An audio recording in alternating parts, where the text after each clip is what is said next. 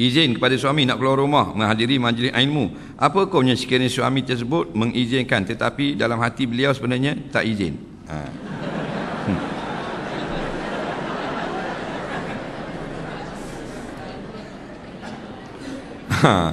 Suami dia hanya izin di mulut.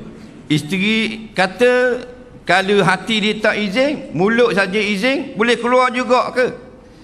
Ulama-ulama daripada hadis Nabi kata, ayyuma mar'atin kharajat min baiti zawjiha bighairi izni, mana-mana isteri yang keluar daripada rumah daripada ketiadaan izin suaminya, la'anat hal malaikatu hatta tusbiha, maka dia kena laknat, mana perbuatan dia haram sampai kepada waktu subuh. Satu riwayat hatta tarji'a, sampai dia balik. Mana dia keluar rumah tanpa izin, dia berdosa.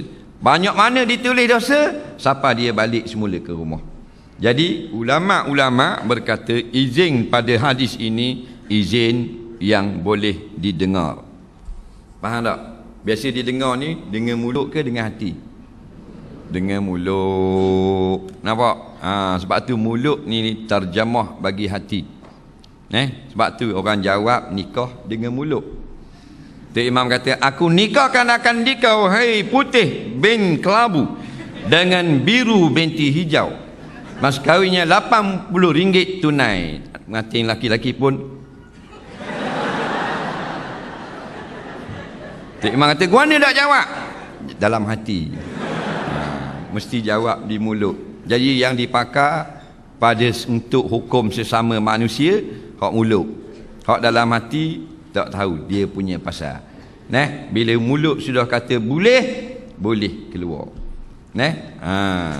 Selagi dalam bab izin puan, kena jaga benda lagu ni. Kalau benda yang sokmo dah suami bagi, tak apalah, tak payah minta izin. Contohnya bila hujang nak keluar rumah, nak akad baju di ampayang. Hak tu kena mesej suami tak? Tanya BBM, bang boleh keluar tak ni, hujang ni, nak ambil baju ni. Faham tak? Tu tak payah minta izin nak tu. Nak minta izin ni nak pergi parti Tupperware, nak pergi Pasar Malang, tak? Jadi bila dah kita minta izin, bang nak pergi Pasar Malang kejap ni, nak beli jagung. Dah minta izin begitu, maka boleh tak lagi orang perempuan keluar? Boleh tak? Tak boleh jawab je lah. Dah minta izin dah, boleh tak keluar? Tak boleh, sebab belum jawab. Ini ramai orang puang, dia minta izin saja, suami tak jawab, keluar dah. Abang dia duduk dalam bilik, duduk luar. Baik, nak pergi Pasar Malang je tak dah jawab.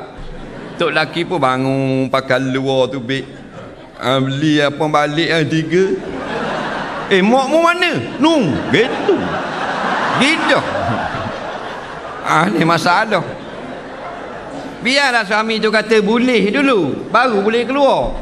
Dia kira minta izin, kira keluar dah. Tak pandai sungguh. Macam kita pergi rumah orang, tuan rumah tak kata masuk dah. Ni salah tak? Waalaikumsalam. Masuk terus. Waalaikumsalam bukan mana masuk.